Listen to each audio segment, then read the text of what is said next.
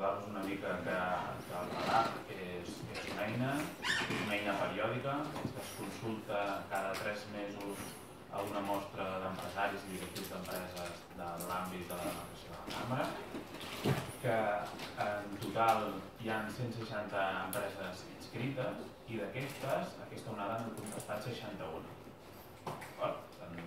Estem en una tendència a incrementar el número de resposta, que esperem que sigui més positiva de cara a les properes onades, i el que és important de cara a la interpretació dels resultats d'aquesta onada és que el treball a camp s'allarga des del 14 de setembre al 12 d'octubre. Per tant, tenim empreses que van contestar el 14 al 15 de setembre en una situació determinada. Veiem que hi ha un canvi important en la tendència de la valoració de la situació econòmica de la zona. Així com fins al 2015 gairebé cap empresari valorava la situació econòmica de manera positiva, veiem que a partir del 2016 les valoracions positives van començar a incrementar-se, però la situació es valorava majoritàriament com a regular, mentre que en aquesta darrera onada les valoracions positives han continuat augmentant i ja són majoritàries.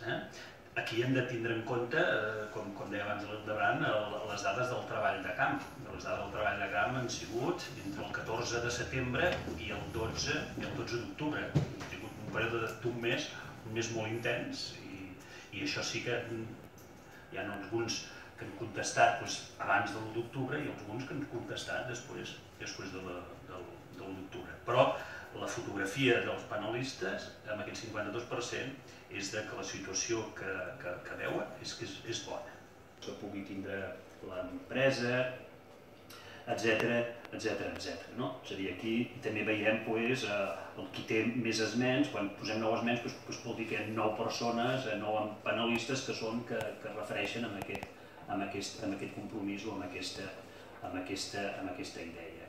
També preguntem els àmbits o col·lectius de l'esmet social, en quins àmbits s'hauria d'enfocar principalment la responsabilitat social. I els àmbits o col·lectius, els que consideren que s'haurien d'enfocar l'esmet social, són els treballadors, el medi ambient i la societat en general. I també els hem preguntat en quins àmbits fan.